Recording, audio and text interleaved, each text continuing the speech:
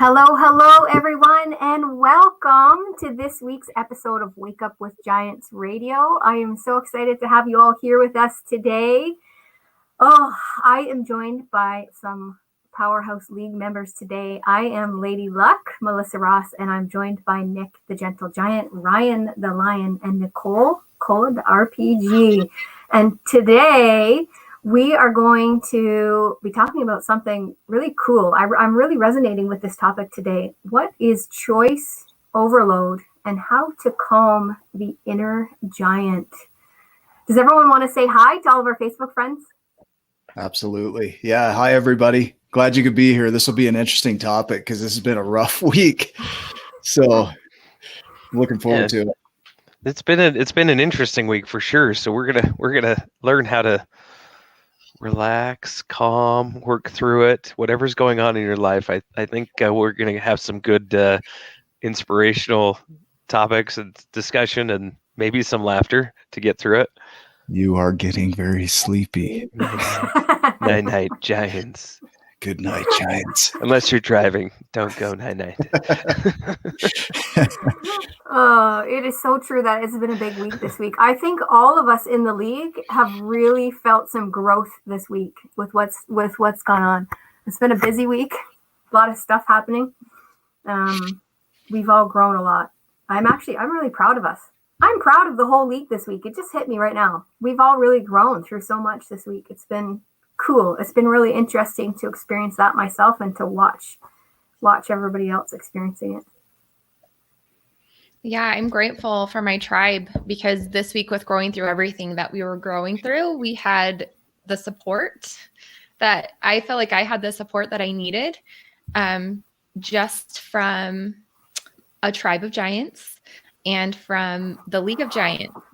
I had a really tough couple last days and I just felt so supported and so much love and so grateful that I have people around me that we're going to figure something out between the 9 of us. We're going to figure it out. That's the beauty of it, right? It's not on just one person. It's great to be able to say, you know what, between the 9 of us, we're going to find a solution for this. We're going to find something that works. It just was like so empowering. It's the first time in my life I've felt that way. That's awesome. Yeah. And I wouldn't have felt that way this week, right? I think Nick did a live on it at the beginning of the week about how it's I think that the idea behind the live was about all of us are growing and all of us have our growing pains and we're all learning. It's not all perfect and sunshine and roses for everyone. But I think the thing that stood out for me most with that was that all of us could come into the league and know that we could make league decisions together and be supported in that. So I think it's really cool to have that within our league. Yeah, there were some shifts this week. I'd forgotten about that live. Actually, there was so much that went on this week that I'd forgotten I did that. It feels like months ago. It really did. It felt like it was a long time ago, but that was maybe that was the segue into all of this. You're welcome, guys, for all the struggles that opened up for you, and glad we were able to work through it. All right. I'm going to get us started here. Yeah. We're just going to hit record.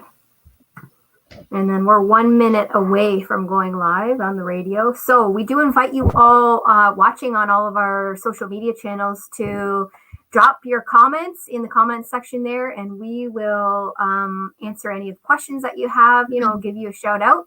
We also invite all of our listeners to go to Access Radio as well and support us in the chat there. We are watching the Access Radio chat and can answer any questions there and show you some love in that chat as well. I've got that going here. And we just got about a half a minute here and we will be live. So I'm going to work and be conscious not to say names this week. Yes. On this episode. Yeah. So keep anonymity. One of the things when I did a podcast before, they're like, no first and last names. Like, yeah, I know, right? It's just important when you're writing too. We're live now, but on the radio, on Access Radio, but our intro is playing. So we've got about a half a minute there. But yeah, that's when you're writing a book too. You have to be really mindful about keeping names out of it and all that kind of stuff. But I think we I think we'll be able to navigate that today and still get our message across. I'm all about it. Sorry, Melissa. Canadian jokes. Nick's got jokes Well, today. hello, and welcome to episode 5 of Wake Up with Giants Radio. We're so excited to have you here today. I am joined in the studio with some amazing giants, and we're here to talk about a really cool topic, something that's really aligned with all of this week. I am Lady Luck, Melissa Ross, your moderator for today's show. I'm joined by Nick, the Gentle Giant, Ryan the Lion, and Nicole, Cola the RPG. And today our topic is what is choice overload and how to calm the inner giant. And to get started here, I'm just going to go, I'm going to talk about a bit about our league mission again. We talked about that a few episodes ago when we first got started. And really the mission of our league is to impact 100 million people, impact their lives for the better, encourage people to live their giant life. Our mission and our vision is based on the book, The Giants and the Smalls by Nicholas T. Smith, our gentle giant who's on with us today. And I encourage all of you to go and find that book and purchase a copy of that book and live a giant life with us. So we're going to get into our topic today. What is choice overload and how to calm the inner giant? Hey, that's a big goal though. 100 million, and I think we're up to 7. So we're crushing it. I know. Well, and that's including us. So 3 of you at home, thank you. We love you so much. Wow, that went the opposite direction of what I thought. I think that's what makes humor good. I'm just teasing. We're all doing great. We appreciate you all. I just want to mention too, if you're watching this on YouTube, make sure you hit that subscribe button. Just a little plug for that. Absolutely. So choice overload. I'm going to start this one off by suggesting that sometimes we feel like it's good to have tons of choices, tons of options. But I'm going to suggest to all of our listeners and suggest to everyone on our panel that sometimes it's not so good to have so many choices. Sometimes it's actually draining to have so many choices. And sometimes when we have so many choices, we don't make any choices at all. Right. Have you ever tried to order food at Cheesecake Factory? I love the food though. The menu is a book. It's a book. And then it's like, I don't know what to choose. There's too many options. That's what it feels like. Well, I'm lucky that we have so many allergies in our family that it gets narrowed down quite a bit. But I agree with you. At the Cheesecake Factory, it is difficult. And even just to go and get dessert, even just to say I'm just getting a piece of cheesecake, it's pages and pages of cheesecake. Yeah. It makes me not want to decide at all. There's the choice overload theory. Have you guys heard of that? Mm-hmm.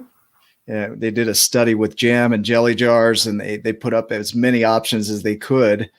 And they found that people couldn't make a decision because there was too many choices. And so when they narrowed it down to 3, max 4 choices of jars of jelly that they could choose from, the sales for those jelly jars went through the roof. And so, Ryan, I know you and I experienced that in sales. If we give somebody too many options, they can't make a decision. They got to go home and think about it. Yeah, 100%. And they'll forget about they have to keep revisiting the same, the options over and over and over again. And you'll never commit them to a specific thing. I'd almost suggest you get like a choice allergy, Yeah. That eliminates a lot of things quickly if you have an allergy to choices. And the funny thing about that too, I'm glad that Nick brought it up because I was going to bring up that study. And what piqued me, but what really got me about that study was that they actually had more people go to the table with more choices than they had go to the table with less choices. But more people at the table with less choices actually made a decision. So people were drawn to more choices, but still didn't end up making that choice. In their head, they thought more choices were better, and they walked away without making the choice at all. And that really intrigues me. That we're drawn to that. We're drawn to give it all to me. Yeah. And then we're so bogged down that we don't want it all. It's not really what we wanted. It's like trying to pick a show on Netflix. That's the worst. I sit there for days and just scroll. Right. And you're like, there's nothing good on this. Are you going to pick right? something? No, There's I feel nothing. good. I actually, all that scrolling filled me up. I'm good. Yeah. I usually fall asleep before I can select a show. Yes, or the time is up. Like I'll say to my kids, okay, you got 45 minutes to watch a show, and all of a sudden 20 minutes has passed because you're scrolling through trying to find something. I'm just grateful that Netflix, when you start a show, that it'll just move to the next one. I don't even have to make the choice at that point. And then at 4 a.m., I finally shut it off. That's Nicole, so what funny. were you going to say on that? I was just going to say too, with too many choices, I always go home and like wonder, well, what about the other one? What if I would have got the other one? Like, you know, I like question my decision if I have a lot of choices, and then I'm like, oh, but I could have had, you know what I mean? Just kind of that. Like I think of Teslas, and like they have certain models. It's very simple with how they marketed the Teslas. It's like, I don't have a bunch to choose from, and I don't have a bunch of colors to choose from.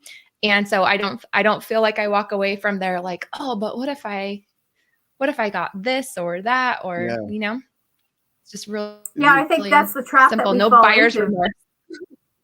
Yeah, that's the trap we fall into. We fall into regret, and we fall into questioning decisions that we've made, questioning whether that was the right one, living in the past of it and not being able to actually enjoy the option that we chose.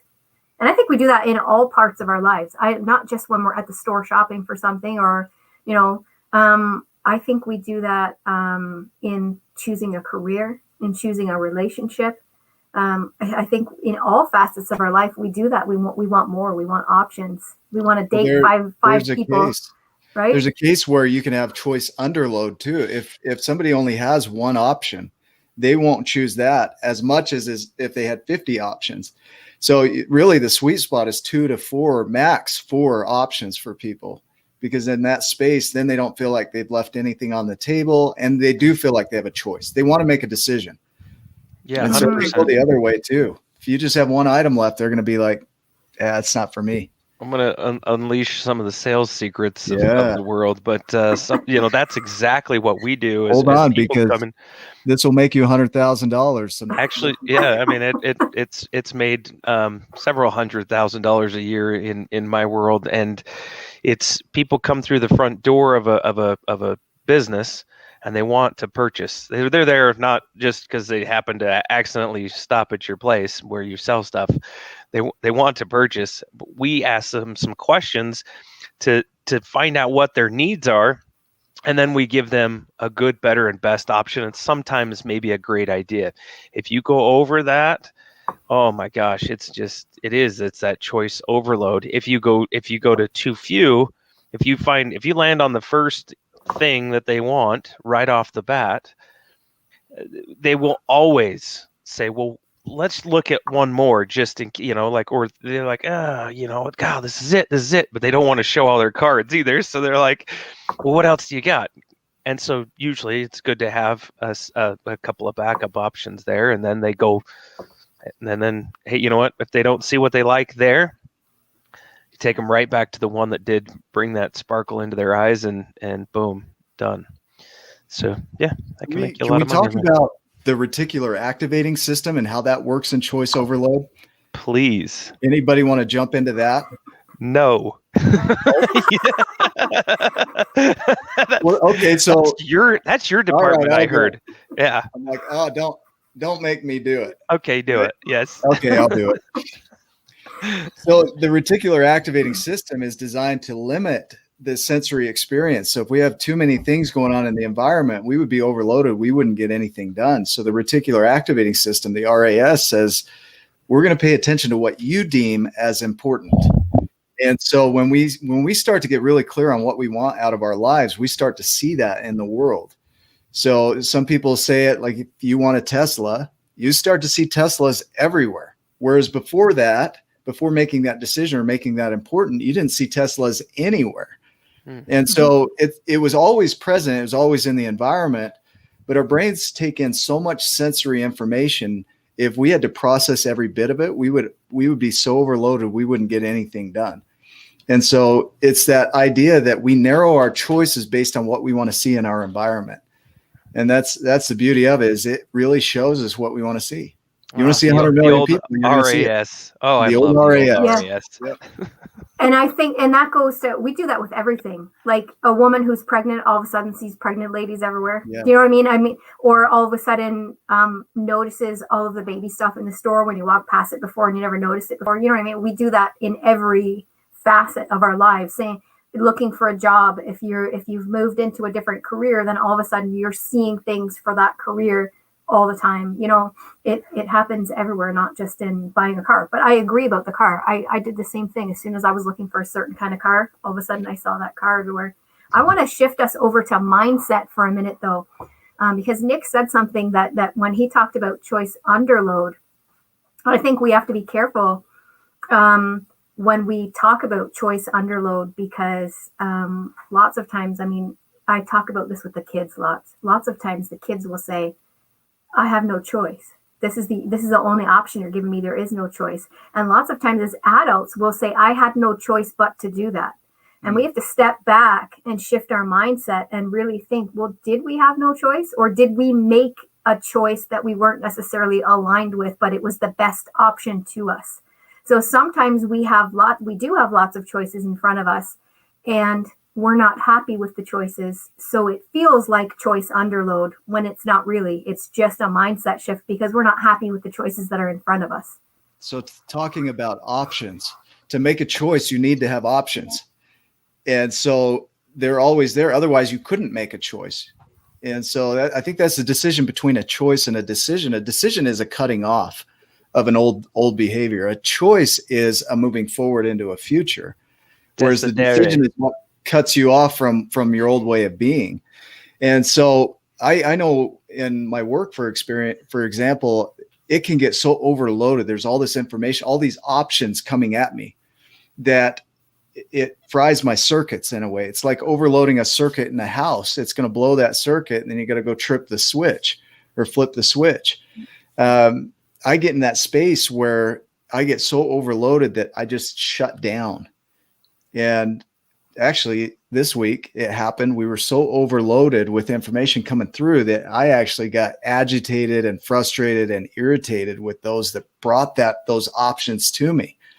And under normal circumstances, under a normal load, I wouldn't hit my breaker like that. And it's like in life, we have this breaker that just turns us into a completely different animal. It's like the Hulk comes out all of a sudden. You won't like me when I'm angry, right? And I experienced that this week. So this whole message of choice overload and how do you manage the intensity of things that come at you, which I think will tie into how to stay calm as a giant. How do you manage that when it's just flooding you? And then you hit that breaker, and then all of a sudden you've created some damage that you maybe otherwise wouldn't have ever gone into. What comes up for you around that as you hear it? Yeah, for me, I mean, that I did the same kind of thing this week. I had so much going on this week, and I did the same thing. And, you know, I ended up taking a step back before I had that reaction to it. I had some emotional reactions to that, and I actually stepped back from everything and thought, okay, I have all of these things in front of us, all of these choices in front of me, and all of these things in front of me, and I'm going to blow if I have to deal with all of them at once or evaluate all of them at once. And I stepped back and just chose one thing. I just looked at one thing and said, this is the one thing I'm going to sit with and concentrate on for today. And I'm not going to sit with any of the other things that are in front of me, because that's how I could deal with it and not blow and not get to that point where I'm going to, you know, blow my top or. Yeah. What an interesting thing. So this week in the tribe of giants on Facebook, our Facebook wall was getting flooded with memes, just flooded. And so all this energy was just flowing out there, and it was dissipating the energy of the tribe. And so I was feeling like we were losing the energy of the tribe. It was just bleeding out everywhere. And so you go into it and there's not this energy of this is where I want to be. It's like, this is just like every other wall where there's just a load of memes. And so somebody in our happiness group, so we have happiness officers that go out and monitor the energy of the group. And so one of them mentioned, what about metering the energy that's coming through the memes? And it just shifted the whole energy of it, of instead of offloading everything that comes through like a river does, why don't we build a dam or a bank and store that energy and release it as we need onto the wall? And immediately, as soon as we set that up in the tribe, the energy shifted, and you could feel like this calm come in. Now we have access to all that energy behind us, but we're not just bleeding it out all over and flooding the whole environment, or it's an ecosystem in a way. You're not flooding that ecosystem and causing damage. You're monitoring and measuring it out. We talked about this before, Nick, too, with a magnifying glass. Like, I made this analogy the other day is the sun's energy is the same. It's when it's focused, the energy behind it, when it's focused and you twist that magnifying glass and get that right, just laser point going, the heat that's generated is just exponential. And so same type of thing, that energy is behind it. The sun is behind you, right? The light coming down into the magnifying glass, and you have all those choices. You have tons of choices to make every single day. Life is a series of choices and decisions. And so once you decide to go do that thing, that's when it gets that you can't, you could choose a whole bunch of other things, but then your energy dissipates. You could choose where to spend your time. And if you're not concentrated, you lose energy. It disperses. And I love that you just said that, Ryan. I was thinking about that in an energetic perspective. And I think it was Steve Jobs. I think it was Steve Jobs who used to wear the same clothes every day. He wore the same outfit every day because it was a decision that he didn't have to make, a choice that he didn't have to make. And when we talk about like our energy and the energy that we put into making those decisions, when we have tons of choices there, we need to decide where we want to put our energy. Do we want to put our energy into choosing what we're going to have for breakfast, choosing what we're going to wear, choosing all of these little things, or do we want to put our energy into the big decision that's there? And I'm pretty sure it was Steve Jobs who he ate the same thing for breakfast every day. He wore the same clothes every day because those were little decisions that he didn't have to make every day because he was making big decisions and creating big things, right? So imagine the choices that he has to make. Right? That's a lot of stuff going on. And he was saving his energy for those big decisions and recognized that that was an energy leak or an energy drain for him to have to choose an outfit in the morning. And I know it sounds trivial, it sounds small, but when you have a lot of choices around you and you're having to make that many decisions in a day, it's draining. It's absolutely draining. Let me tie in. What's the thing where you pull the ball back and you release it and it hits the other balls and it transfers the energy out? It's a pendulum, right? Yeah, pendulum. Yeah. So think about it this way. Whatever energy you put out into the world, that thing that it hits is fed by that energy, positive or negative. And that thing takes that energy out and shifts it outward and grows. And there is a concept out there called pendulums. And so there's all these things that vie for our attention, politics or religion or businesses. And as soon as we feed that energy, so that thing, that entity doesn't care what kind of energy you feed it. You can feed it positive or negative. It doesn't matter. That thing grows because of your attention. And you mentioned earlier how our attention can be so limited. When we give it to something else, we don't have time for our things. And so choosing not to feed the energy of certain things for me has been huge. There were some things that happened this week where a gentleman reached out and to me made a threat. And I chose, instead of engaging with that person, I chose to disengage completely and not feed him any of my attention, because my attention is the most valuable resource I have. And so if I were to engage with this gentleman and feed that energy, then that would just grow that thing. And I don't want to invest in that. My energy is worth way more than that. So I chose to remove my attention and energy from that thing and place it on the things I do want to grow.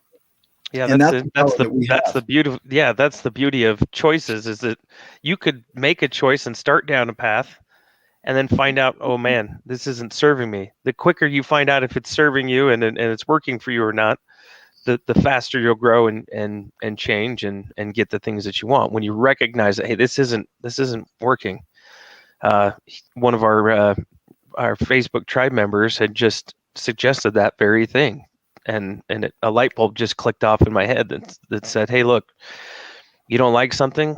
The faster you learn how to change, the faster you'll grow and grow into your giant potential, and you can. That's the beauty. Any point you can change, right or wrong." Yeah, and I experienced the same thing this week with the same gentleman. And although it wasn't just one message for me, they were multiple messages for me, multiple threatening messages. Right. And mine went on for 2 days. And I had other things that I needed to focus my attention on, and other things, other choices that I need to make in other areas of my life this week. And after allowing my attention to be taken away from the important things for a couple of days with that, I finally clued in and stepped back from that and stepped back from a few other things to be able to focus and make the choices where I needed to make the choices, and move forward with what was important for me this week, what was important to move through with. And I was able to do that. But I let myself get taken out on that tangent for a couple of days this week. So easy to do. I imagine driving down the freeway and you see an accident. That accident is an incident. They call it an incident. Police say there was an incident, or it's an event. But what we tend to do is slow down with that incident, and we want to rubberneck. We want to look over and see what's going on. And then from that incident, we want to add meaning. And so these events come through, and then we add some significance to it. So it's no longer an event that just occurs in our environment. Now it means something. And then when we attach to that meaning, it takes us out of creation mode, because now we're tied up in the meaning of that thing that happened, where that thing that happened, somebody else could take it and give it a totally different meaning, right? So the meaning, the incident or the event is neutral. Our significance that we add to it is not, and it's individual. And so that can often take us out of our creativity, because now we give attention to that thing and we don't have our attention over here on the thing that we want to create. What do you hear in that? Yeah. Nicole, I'm curious what you hear in that. I just, with what I'm going through, I've been watching people go through some really hard stuff on Thursday, and the stuff that they made it mean. I had this group of people together, this horrific, traumatic thing happened, and I sat and watched each person go through creating that meaning of what happened. And I'm just sitting there like, this happened, and you get to choose what it means. You get to choose, and you can have that be a disempowered choice, or you can have it be an empowered choice. And it was very interesting to watch people and what it was that they chose. Every person was different. Can you talk about the impact? What happened? Because I think this will make this message even more impactful.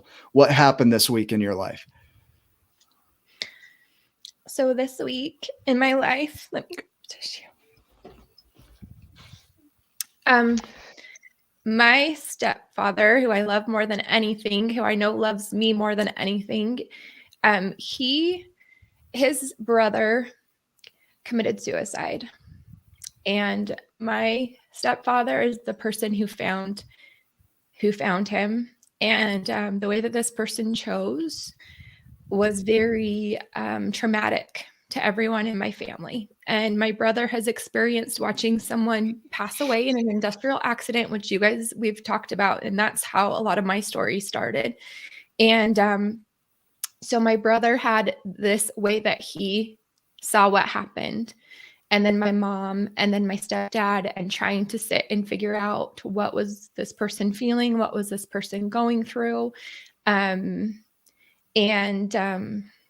Everybody, I mean, my stepbrothers were there. One is a DEA agent, and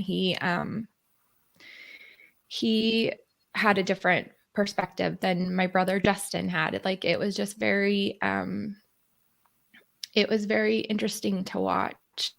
And I was just kind of there for support. My sister and I just kind of went, and I was just there to support, and watching what it's done to my mom and my stepdad.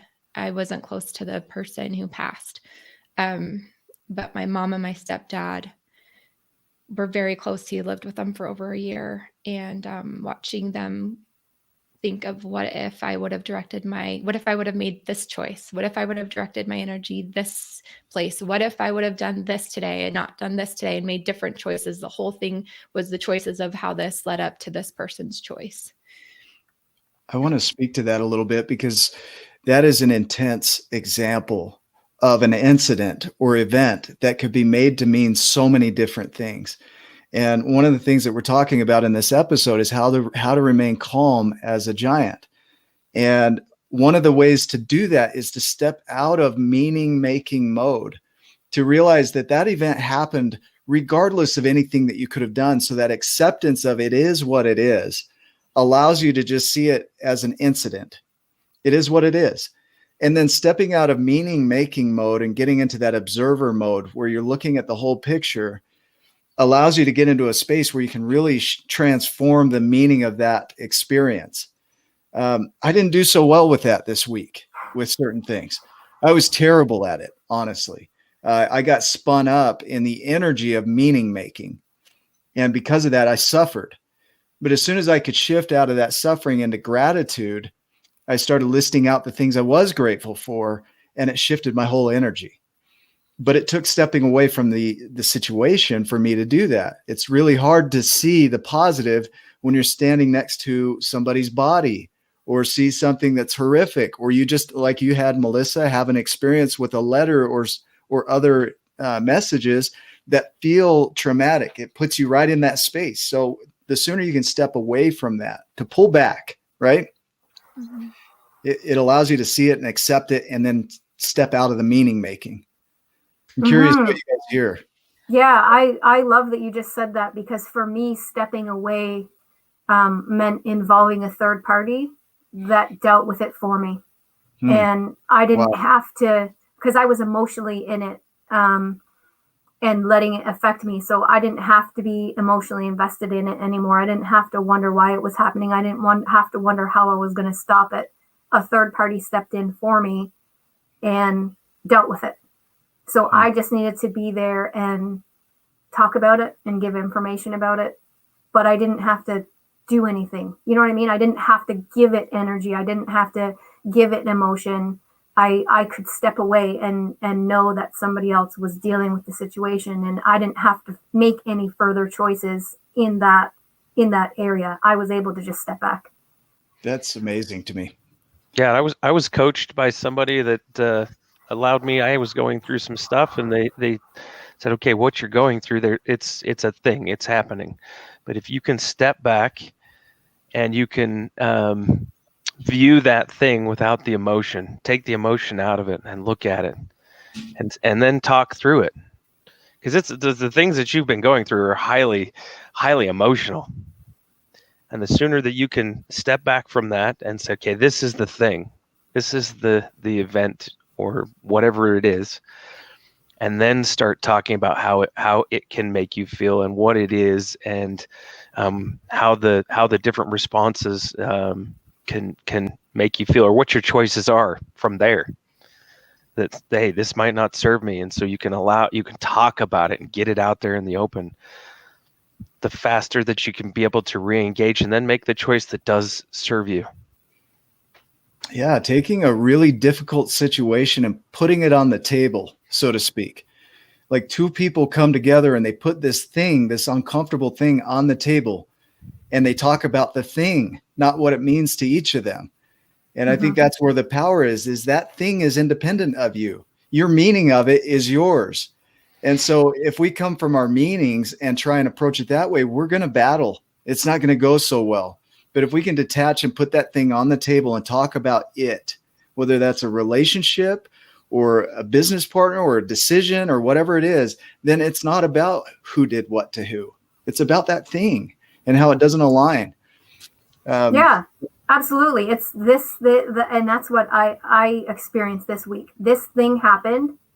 How do we deal with this thing? The third party came in to deal with this thing. And then my role in that was to know that I didn't cause this thing. So I can emotionally step away from it because I didn't cause this thing to happen. It's not my fault, right? So I was able to emotionally detach from it and just allow that third party to come in, step in, and deal with it. I mean, I'm thankful and grateful for the league for helping me to realize that I didn't cause this thing, because you go into that for a while, right? You go into that space, and the league helped me to realize that together. And I'm grateful for all of you for guiding me through that. Yeah. Susan Anderson talks about the Swirl Method whenever there's loss or trauma. And it stands for shattering, withdrawal, internalization, rage, and lifting. And when something happens that's traumatic, like what you guys have experienced, there's a shattering of your world. The perspective is shattered. And so within that, you withdraw. And then you start to internalize, what did I do to create this? And then you get mad. Rage is an action verb or whatever. It moves you out of that space. And so you get mad and you take action. And then you start to lift. And I love that method that she uses, because you're going to shatter, withdraw, internalize, rage, and lift. And it's going to go over every time if you have grief or trauma or some experience. Nicole, I'm sure you experienced this week. Yeah. I watched people get angry, and I watched it real time as it happened. And being that third party, I felt like I was that third party. I was there to support, and I was there to take care of the details. So I was that third party that Melissa was able to bring in for her. Right. But when I was home around my own family, it was different, because there it was like I was in it instead of being the third party. Right. So it's like, it's interesting, the different stages. Like I went through that after I got home, but in the moment I was watching everyone else go through it. So when you just mentioned that, I was like, oh, I did experience that. Right. And you guys have known the energy drain that I've had the last couple of days. Well, yeah, because Nicole's human, and I've been experiencing No, you're not. Get out of here. Maybe an alien, I wish. Like Elon, right? Elon Musk. Maybe. Superhuman. But we are human. Go ahead, Melissa. Do we need to break? I was just going to put us to a break. We need to go ahead and do that. Yeah, so we need the sponsors to say something amazing too. Yeah. We love those sponsors. Thank you. I'm going to do that. While we're on break, I'm just going to throw this out there. If you want to sponsor the show, reach out to us and let us know. That helps us to get this word out even more. So if you're interested in being a sponsor, we can let you know what that looks like. Yeah, absolutely. I love that you just said that, because anyone can come forward and be a sponsor of the show. By being a sponsor of the show, we will shout out to you while we're on air, but also on all of our social media channels that you are the sponsor of that week's show. You'll also be on the Access Radio website and on the Access Radio Facebook page as the sponsor for the show too. So lots of opportunity there. Yeah. We love to give to the world, and we're also open to receiving from the world. It's part of that cycle. So thank you in advance for your contributions. Mm-hmm. And if we hadn't been open to receiving this week, all of us wouldn't have gotten through with grace and ease what we got through this week, because we were open to receiving what we needed to receive from the universe this week to get through it, weren't we? I love the universe. The universe always has exactly what we need, doesn't it? It does. Yep. You just ask, though. You got to go ask, and then you got to open that door to receive it. So, yeah. We got about half a minute here. Perfect. Where did we leave off? I just went blank. Oh. I was talking about how I was third party, right? And then in it, because Nicole's human. And we're talking about the Swirl Method. Let's launch with the humanness. Okay. I'll go back into the Swirl Method. Just say we left off with the Swirl Method, and we'll back into that. Perfect. It's all good. We're almost there. A couple seconds.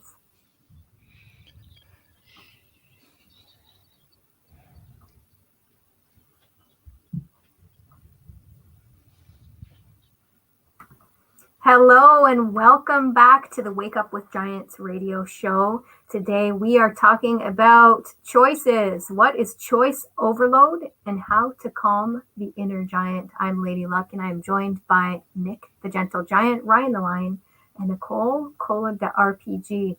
And before we went off on break, we were talking about the Swirl Method. And that is a method that Nick had explained to us.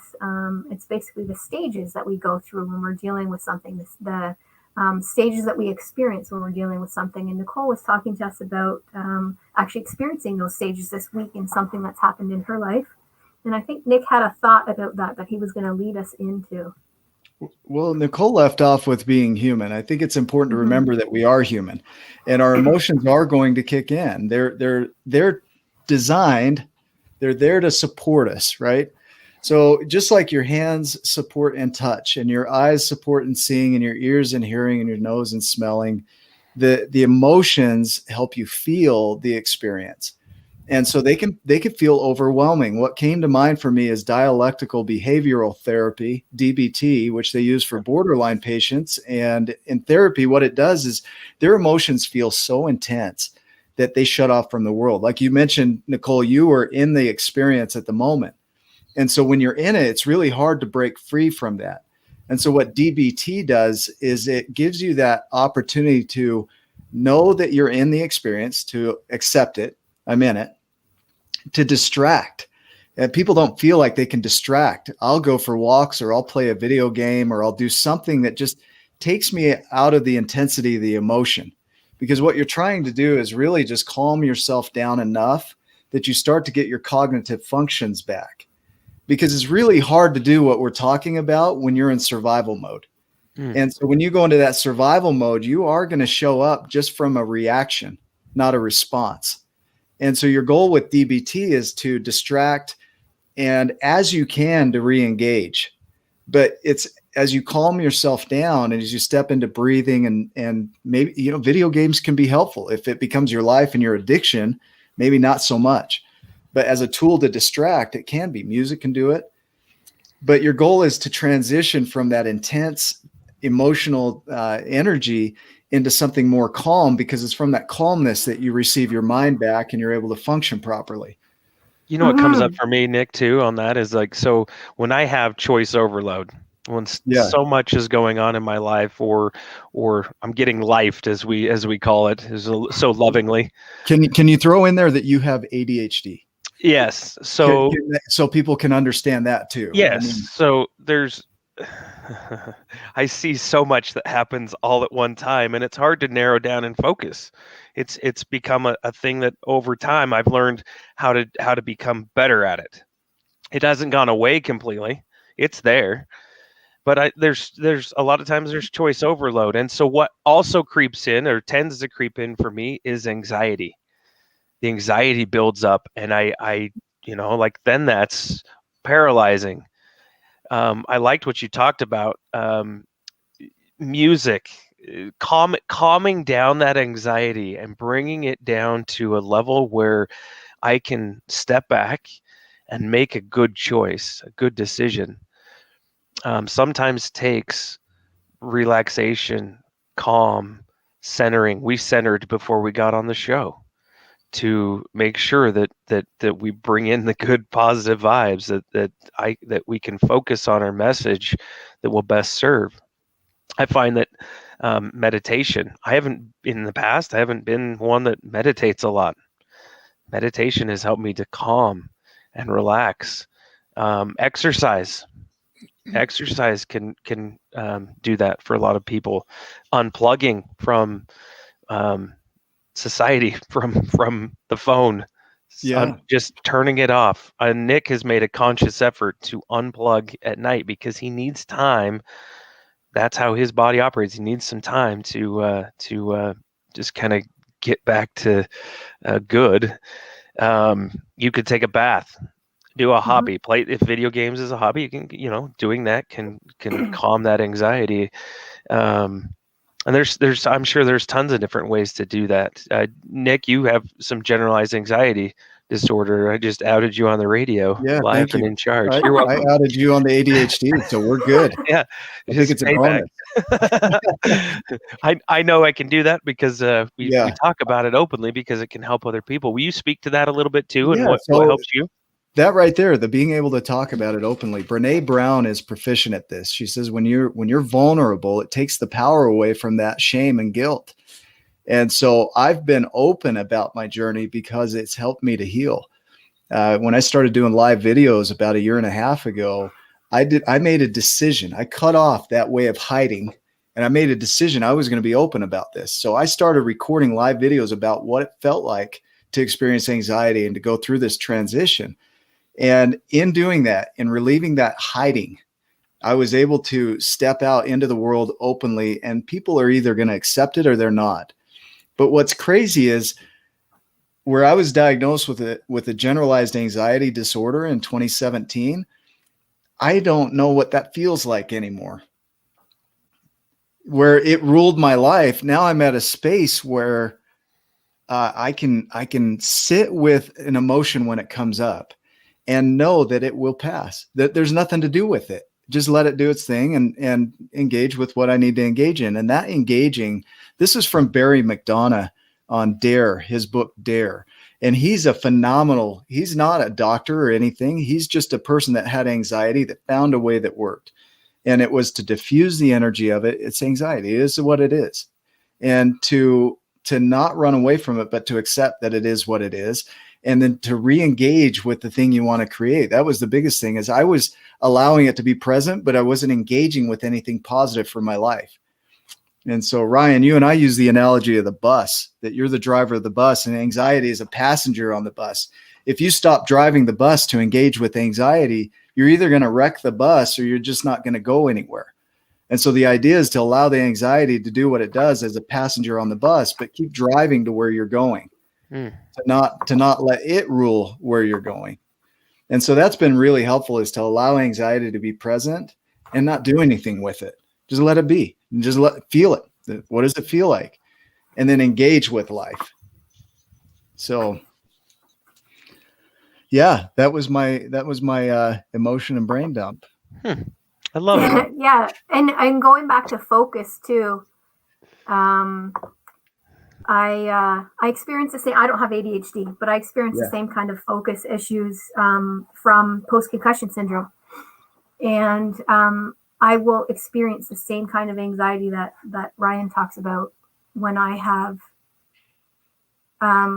not even just a lot of choices, but a lot of things floating that need to get done and need to happen all at the same time. And if I don't choose to do one of those things and have that thing and focus on that thing and have that thing be in the forefront, then nothing will get done.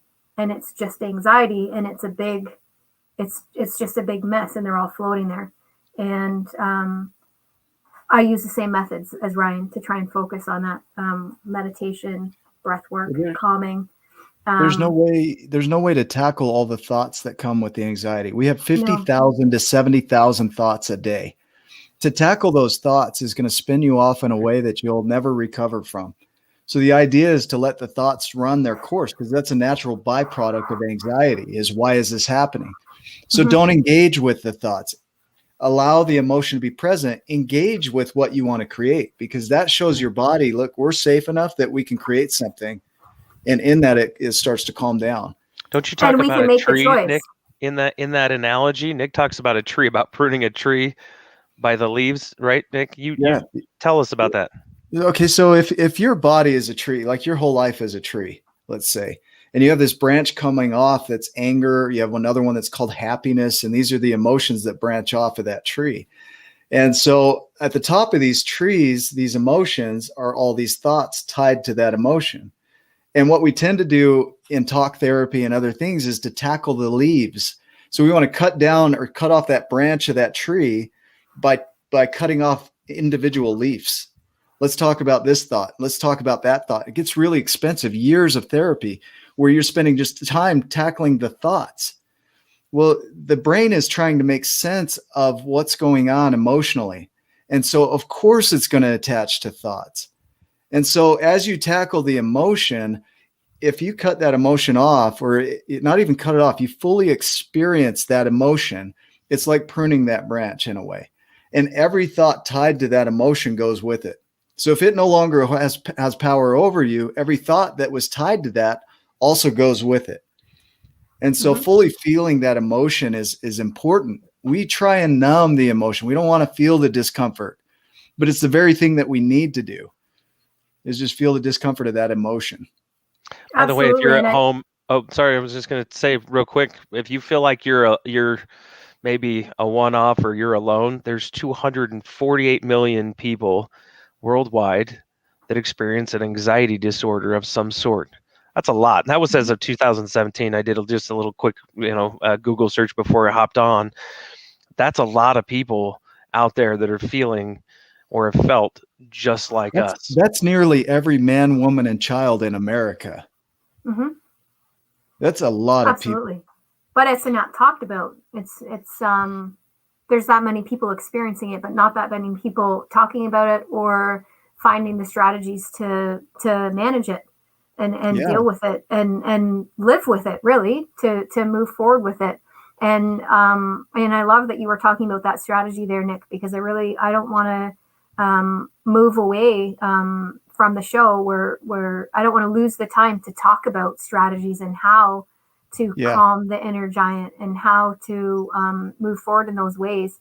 And when we talk about choice overload, the biggest thing that comes to my mind in calming the inner you and the inner giant when we have so many choices to make and we're overloaded is judgment. How we sit in judgment of ourselves and judgment of our decision and in judgment of others even. And how if we could just step back from judgment, if we could just recognize that we're sitting in judgment, we would be in a better place when we're feeling that overload. Debbie Roth, if you don't know who she is regarding forgiveness work, one of the most powerful people I know on forgiveness work, Debbie Roth. She talks about forgiving our judgments because we don't forgive other people. People can't do things to us. We can only make what they do mean something to us. And she talks about her forgiveness of the person that murdered her mom and how she is not forgiving that person. She's forgiving herself for the judgments that she has around that whole experience, because that's what gets in the way. We think, well, somebody else did this. I need to forgive them because they hurt me. But really what's going on is like I said earlier, we attached meaning to that for us. And it's that judgment that's getting in the way. And when we can forgive that, we release ourselves from that meaning of what that meant because that thing happened. That's a pretty serious event, a murder, a suicide, stalking, things like that. They're serious trauma, very serious events. But what do we make them mean? What is the judgment that we are giving those? Yeah, what is the judgment we're giving those? What is the judgment that we're giving to anything that any choice that we make in our lives? We make the choice to act or not act. We make the choice to do this or that, date this person or not that person. When we sit in judgment of the choice that we've made, we negate the choice. We negate the idea and the feeling that we made that choice. Wow. That's right? powerful. Can you emphasize that? Can you go back into that and restate that in another way? Because that's powerful what you just said. Yeah, I mean, we give power to the other choices that were there that we didn't make, right? We negate the choice. We doubt the choice that we made. Just going back to the jars of jam, right? If I made a choice, if I had 6 in front of me and I made the choice of one and I judged that choice and I doubted that was the best one and maybe I shouldn't have gone to the other one, I've negated how amazing this one is. It was my instinct to choose number one, whatever this one was. It was my instinct to choose strawberry. I love strawberry. I love how strawberry tastes. I love the texture of strawberry. I've loved it on every piece of toast that I've had it on. But if I sit in judgment of that strawberry and in judgment of the decision that I made and why did I choose the strawberry and maybe I should have chosen the blueberry or the raspberry, then I've just negated all of the wonderful experiences that I've had with strawberry. What if that jar of strawberry had a cockroach in the bottom of it that you didn't know was there when you made that choice, and you get to the cockroach and you say, I hate strawberry jam? Well, and now, yeah, and now I've put a negative a negative feeling towards all of the amazing experience I had with it. I've just made it negative. It was a positive experience for me, and I made it negative. Or took away all the future good that could come from that decision. Yeah. Because it stops it because you put that negative block or that emotion to it. Yep. Absolutely. Interesting. And it's really, sometimes it's hard to see that when you open it up and you're halfway through the cockroach and you don't realize it was in there and you ate half of it, right? And then you go back and you look and you think, wow, I wish I would have stopped. I wish I would have never made that choice. Oh, I didn't actually have a choice. That's what we say. I didn't have a choice. They forced that on me. And like you say, it negates that decision that we made. We made a choice. And so when we can accept that, hey, there was a cockroach in this jelly jar. It was one jelly jar. Does it mean all jelly jars are bad because we had one decision that went wrong, went negative, went in a direction we didn't expect? I mean, that seems to be how life operates. It's going to life you. And sometimes you're not going to like it. And I experienced that this week with that individual who was sending me those messages. I experienced wanting to go back and judge the decisions that I made. I made decisions to allow that person to be in my personal space and be in my life. I made decisions several times to allow that person back into my personal space. So there was a lot of judgment there for me, and I had to step back from that judgment and say, no, I'm not going to judge those decisions I made. I made those decisions. Those decisions also brought me joy. They also brought me tons of joy. They brought my children tons of joy. We had joyful times, and negating that and judging that takes away those memories and those times, and it takes away my confidence in my decision-making moving forward, because I know I'm confident in my decision-making. I know I can make good decisions. I know I can trust my decisions, and I don't want to sit in judgment of that. I'm going to move forward, and that thing happened, and I can remove my emotions from that thing, and I can know that I can move forward confidently and still make choices, good choices. Viktor Frankl in Man's Search for Meaning, he says that all things can be stripped for man except for one thing, his attitude in any given situation. And that's the one thing that we do have control over, is how we respond to the event or the incident. And that is totally up to us.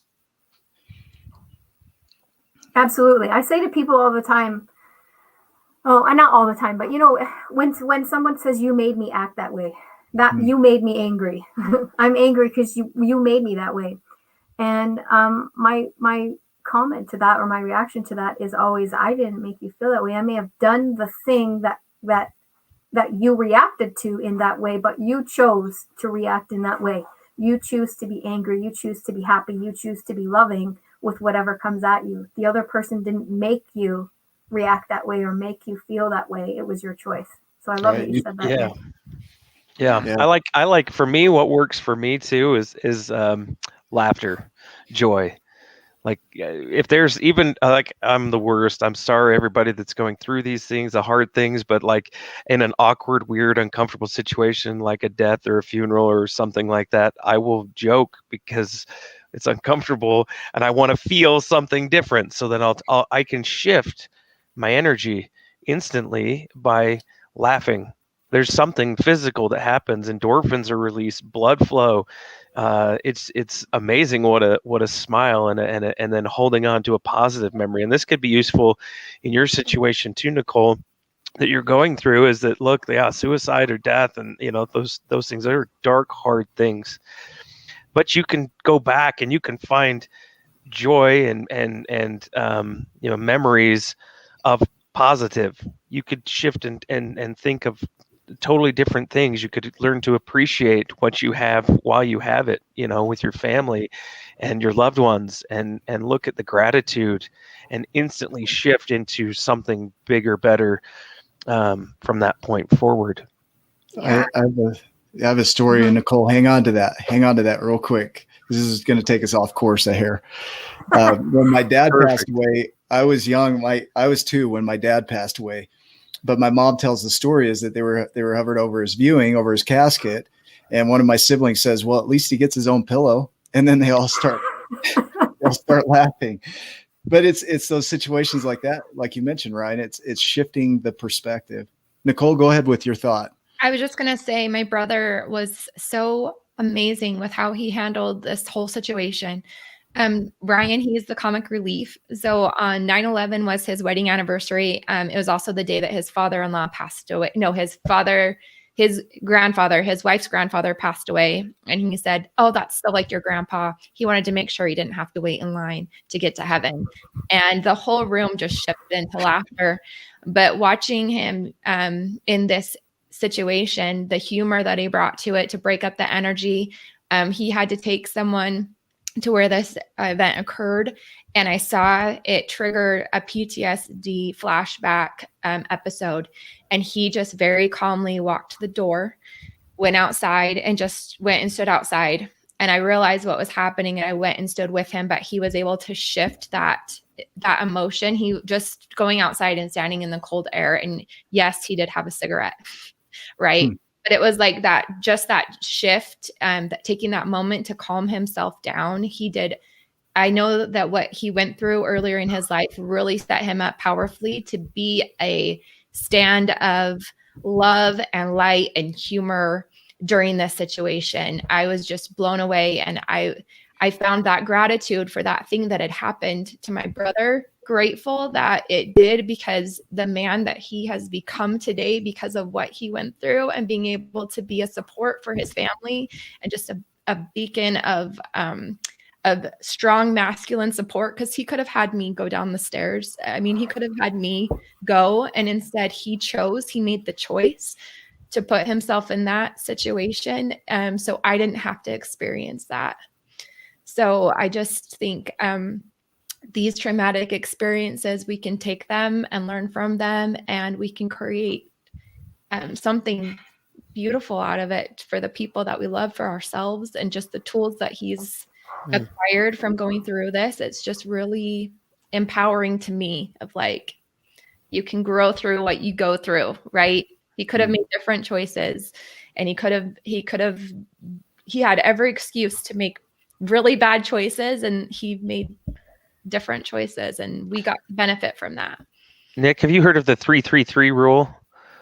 Will you clarify? I don't know. So anxiety. So it's three things that you see, three things that you hear, and then moving. You could there's probably a few different 3-3-3s out there, and then moving three parts of your body.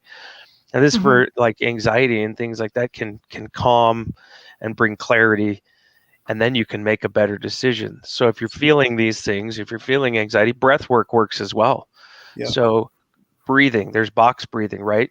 Marines do this. Is that right, Nick? The Marines will box breathe. Can you speak to that? I want to give a twist to that 3-3-3, because I tried that. So when I got anxiety severely, I would go for walks. And as I would walk, I would do five things I could see, 4 things I could hear, 3 things I could smell, 2 things I could feel, and 1 thing I could taste. And what I found is it was really hard. I would name the things, but there was no experience with it. So what I did is instead I would do 1 of each.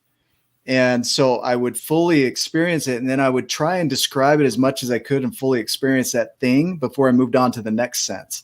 And that helped me a lot more because I was able to slow down and just try and get my attention away, not move it away from the anxiety, but move it into something else. And that really helped me, was to really fully, what does that sound like? Where's it coming from? How loud is it? Things like that. That really took me out. That's a distraction technique. So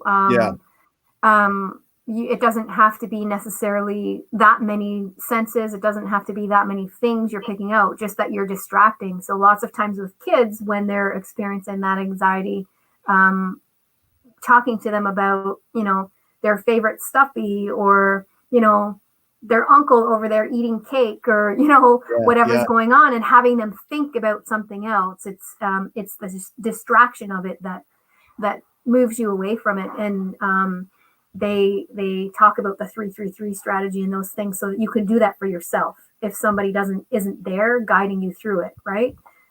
So that the distraction can be a self distraction. I want to go back to something that Nick was talking about earlier too, when and it just went right out of my head too. I was going back to it, and I was talking about the 3-3-3 rule, and it went right out of my head. But what is it that you touched on earlier, right before Nicole too? I don't know. Somebody move on to something else. The humor. Well, we can talk about the humor. The humor. That's what it was. Sorry. Yeah, I want to go back to the humor because I love that that we can. We don't necessarily need to crack a joke to bring that. We can remember humorous things, and Ryan touched on that too about remembering those things. And this came up for me this week too. I've had the trifecta happening over the past couple of weeks. I've got 3 major life events happening here, and one of those things is my stepdad having a stroke, and he's in hospital, and we've been having discussions about whether or not the kids are going to go in and see him. And I was talking with my stepsister. She's got a young daughter as well, and my stepsisters are in the States, so they're coming in from the States to Canada to be able to visit. And we were talking about whether or not the kids are going to go in, and I said, no, I don't think they are, because I think that they need to remember the last hug they had with him, the last time they saw him saunter his funny saunter into a room, the last time he made fun of my daughter's funny hat and he put his funny snow hat on and they had a good laugh about it, the last time he sat across the table and ate his family's chip buddy. He would take a bun and butter the bun and put French fries on it, and they toasted a chip buddy on his birthday. And we have a picture of everybody toasting a chip buddy on his birthday. We need to remember those funny things and the funny times and the emotions of those things, not him laying in a hospital bed. That's what they need to know. I like that. I love that. How are we on time? We're a couple minutes over, but I thought it was important to finish off with that. And I thought it was important to finish off on that because we're talking about how to calm the inner giant as well when we're talking about choice overload. And I want to speak to that just for a quick minute. Is when you're in survival mode, when you go into the emotion intensely, there's not much you can do there. And so if you can allow for it to be present and allow that emotion to be there, it does help you to calm down. The distraction techniques help you to calm down. And then what you're talking about, the memories, it's hard to access those from that survival mode. So really, it's okay to survive. Just work toward engaging with something so that you can move back into that conscious thought where you can have those positive memories, and it builds on itself. It's one level on the other. And it's like somebody mentioned peeling an onion. If you peel the onion all the way down to the middle, there's nothing left. And what this does is it puts the onion back together. Not that the onion's the best analogy for this, but you're putting the layers back on, but you're putting on the layers that benefit and serve your life. And so you're building it back up. And so you want to do that. You want to go from being nothing to building up and adding a layer of positivity and adding a layer of acceptance and adding a layer of forgiveness of that judgment and adding a layer of memories and positive things, adding a layer of creation. And I think it's just building that back up from nothing. Sometimes you got to get to nothing before you can build back up. Yeah, absolutely. I love that. And we've talked about so many strategies today that help us to build that back up and move into that space. Does anyone want to finish off with anything else? Does anyone have a final thought before we sign off here? Nope. I'm seeing heads shake. Nicole, again, I come to a space of gratitude. I could have made it through this week probably without my tribe and without you guys, but I'm really grateful I didn't have to this time, that I had people around me. I really am grateful for the opportunity to share this message today. And thank you for the strategies you guys have enacted in your own life. I do want to speak one more thing is we have a lot of content over on YouTube. So if you're not following us over there, there are interviews, there are shows that we do daily. There are these radio shows. So come follow us on YouTube, Wake Up with Giants on YouTube for more content like this. And make sure you subscribe when you do that.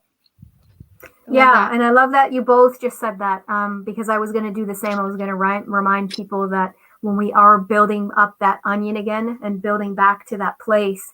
Sometimes we can't do it alone. Sometimes we do that with others, and us in the league, we help each other and we coach each other and we mentor each other through that. But if you're struggling and you're listening out there and you need guidance, then reach out to a coach, reach out to someone who's around you. We're laughing at Nick. He's eating some fruit by the foot. For those of you who can't see him on the radio, with his daughter, they've each got a side of it. Finding the humor. They're both finding the humor. I love that. That could be a good strategy, right? That could be a good strategy 100%. to find the humor. Get some fruit by the foot and find a friend. The perfect end. This is the perfect closing for our show. I know. Powerful giant right there. Capri with her fruit by the foot. All right, I'm going to play our intro here, or our extro here, and say goodbye to all of our radio friends. All right, our extro is playing there on the radio, and as soon as that's done, then I'll X us out of the radio show. Yeah, I'm going to give one more strategy to all of our social media friends that are watching. When we talk about trying to move into different emotions and move into humor and move into what we want to be feeling when we're in those places. We talked about this strategy last week about our emotional check-ins. Do you remember that, Nicole? We talked about the emotional check-in last week. Yeah. I have 2 alarms set on my phone, one for 11 o'clock and one for 3 o'clock. And when that alarm goes off, we all stop. My kids and we all stop. And we take 3 deep breaths. I'm just watching this extra to make sure Okay. So we are out of Access Radio. I take 3 deep breaths. 1 hour and 11 minutes. Yes. Oh, perfect time to be finishing. But I want to give this strategy before we let everyone go. When that alarm goes off, we stop and we take 3 deep breaths. And then we stop and think, am I feeling the emotions that I want to feel? And all of us have 2 or 3 emotions that we want to feel. And if we aren't feeling those emotions, we try to remember a time when we were feeling those emotions and feel into what that felt like at that time. And then we figure out how we can bring that emotion back in. How can I bring that back in right now? Where did I lose it? How can I make it relevant right here and now and back in my life again? And I think that's really important sometimes to come back in that way, and like that. It allows us to bring those happy feelings and maybe even that humor back in, because my emotions are happiness, healthiness, and time freedom. So it allows us to bring that back in. That was valuable. All right. Thank you. Thank you. On that note, we're going to say bye to all of our social media friends. I'm waiting for Ryan as soon as I hit end to say love you more. Love you more. There we go.